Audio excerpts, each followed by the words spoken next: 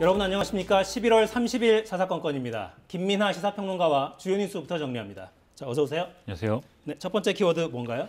중환자 병상 포화입니다. 중환자 병상 포화. 오늘 코로나19 위중증 환자가 661명으로 또 최다를 경신을 했기 때문에 상당히 우려되는 그런 상황입니다. 네, 중환자 병상 가동률이 비상계획 기준을 넘어섰네요. 이 비상계획 기준이 이제 75% 전국으로 해서 이 기준인데 지금 전국 기준 중환자 병상 가동률이 78.5%인 것이거든요. 더 심각한 것은 수도권만 따지면 88.5%인데 그 중에서도 서울이 지금 90%를 넘겼기 때문에 상당히 우려가 크게 되고 있습니다. 그리고 서울뿐만이 아니고 이 서울에서 병상이 수도권에서 포화 상태이다 보니까 비수도권으로 이제 좀 이송을 환자들을 하고 있는데 이 비수도권에는 애초에 이제 중환자 병상이 충분치 않은 상황이었기 때문에 또 비수도권에서의 이 중환자 병상 가동률도 올라가고 있거든요. 특히 충남, 충북의 경우에는 마찬가지 90%를 지금 넘고 있다고 하기 때문에 상당히 우려가 되는 상황입니다. 네, 중환자 중에 고령층이 차지하는 비중도 계속 높아지고 있어서 좀 걱정이 되네요. 앞으로 신규 확진자는 재택 치료가 우선이죠? 그렇습니다. 그동안에 이제 재택 치료에 관해서는 의료진이 확인을 했을 때 재택 치료가 가능하다라는 판단이 있는 경우 그리고 본인이 동의하는 경우가 해당이 됐었는데요.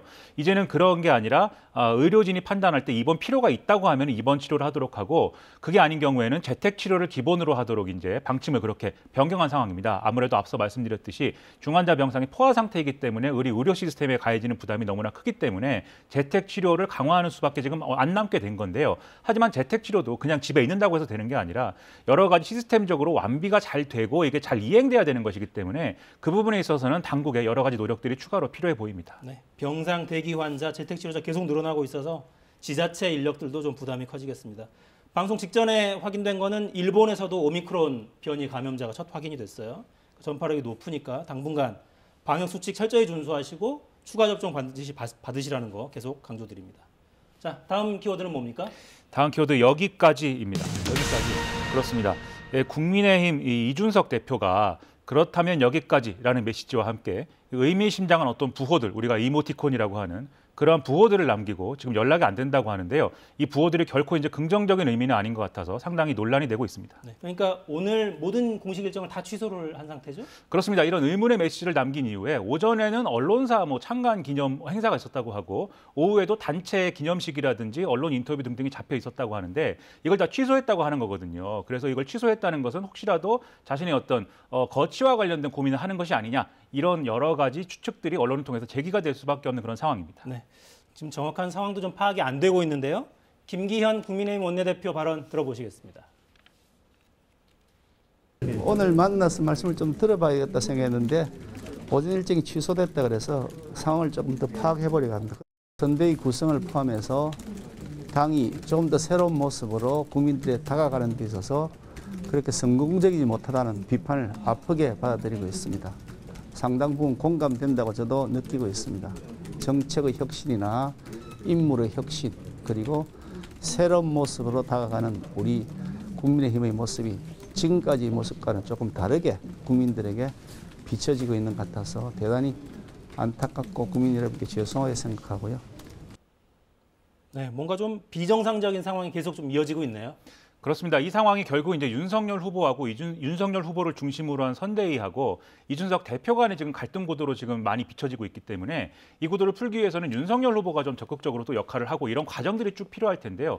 오늘 윤석열 후보는 이준석 대표에 대해서 이제 물어보는 기자들의 질문에 그보다는 좀 더 여유 있는 태도였습니다. 권성동 사무총장을 보내서 무슨 일인지 확인해 보라고 했다. 그리고 뭐 가정적인 질문에 답하지는 않겠다. 나는 후보로서의 역할만 충실히 수행할 뿐이다라고 얘기를 했기 때문에 이게 단기간에 뭐 오늘 내일 정리될 문제는 좀 아닌 것 같아서 여러 가지 논란 계속 이어질 것 같습니다. 네, 자세한 내용은 여의도 사건건 코너에서 좀 더 짚어보기로 하고요.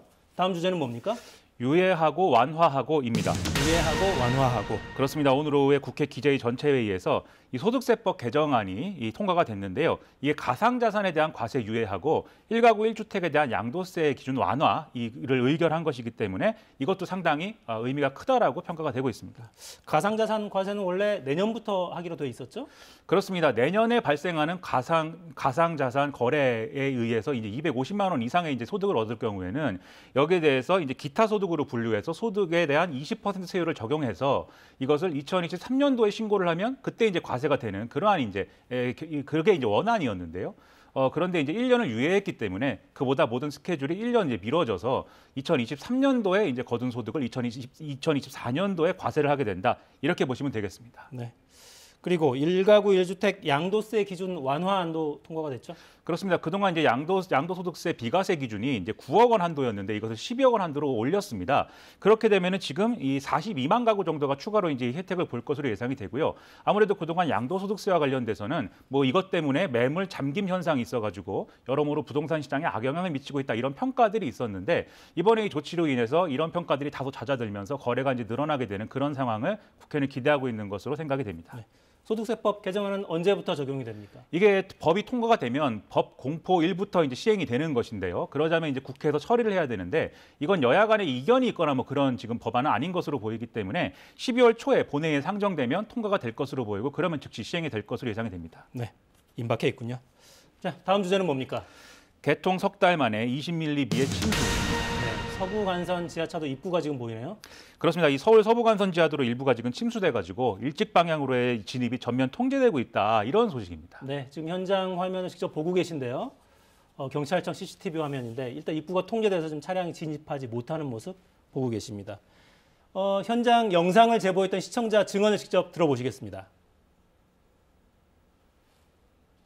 뒤쪽에서도 차가 하나도 안 들어오는 거예요. 한 대도 안 들어오고 지나가니까는 물이 이렇게 이제 거기 막 이제 침수가 돼가지고 전부 다 서행하는 상황이었고 제가 이제 거기를 마지막으로 통과해서 지나가다가 찍은 거죠. 오늘 일 때문에 가는 길이었는데 개통된 지 2달밖에 안 됐는데 벌써 침수면 참 힘드네요. 비가 요 정도 보면 여름에는 아마 이제 홍수가 나겠죠. 만약에 그게 또 고장이 난다 그러면은. 9월에 새로 개통한 도로인데 이게 비의 양이 그렇게 많지 않았는데요. 그렇습니다. 지금 말씀드렸다시피 20mm 정도에 불과했고 이런 비가 왔는데도 불구하고 침수가 됐다라는 것은 이게 뭔가 문제가 있는 거 아니냐, 설계부터 잘못된 것이 아니냐 이제 이런 얘기들이 막 나오고 했는데요. 일단 지금 서울시는 임시 펌프를 3대를 가동을 해서 일단 잠겨 있는 이 물을 좀 빼고 이 배수가 된 이후에 여러 가지 원인 파악을 해가지고 대응을 하겠다 이렇게 얘기를 하고 있는 그런 상황입니다. 네. 이 운영사는 뭐라고 설명을 하고 있습니까? 지금 상황은 지금 제가 말씀드린 것처럼 뭐 설계가 잘못됐다든지 그런 것들은 아니고 배수 펌프가 충분히 갖춰져 있는데 이 배수 펌프가 오작동을 했기 때문에 일부가 물에 잠긴 것이 배수가 되지 않아서 계속해서 물이 차오른 것이다 이렇게 설명을 하고 있거든요. 그렇기 때문에 이 오작동한 부분만 이제 손을 보면 충분히 이제 정상적으로 배수 펌프가 작동을 하면서 문제가 해결된다 이렇게 설명하고 있습니다만 하지만 앞서도 말씀드렸다시피 이게 개통한 지 2달밖에 안 됐고 그리고 이게 한두 푼 들어간 또 사업이 아니지 않습니까? 서울시가 2천억 원 넘는 돈을 댔고 민자가 이제 5천억 원 이상이 들어간 그런 사업인데 이런 큰 돈이 들어간 사업에서 이런 문제가 발생했기 때문에 시민들의 신뢰라든가 이런 것들이 저하될 수가 있거든요. 그래서 이번 기회를 틈타서 이제 좀 이 비 온 뒤에 땅이 굳는다 이런 말이 있는 것처럼 이 개선의 어떤 좀 그런 기회를 삼으면 좋겠고요. 오히려 이제 이런 것들로 인해서 더 큰 사고를 방지할 수 있었다라는 교훈을 이 사건이 만들었으면 하는 바람입니다. 네, 장비를 점검할 좋은 계기가 될지도 모르겠습니다. 김민하 평론가였습니다. 수고하셨습니다. 고맙습니다.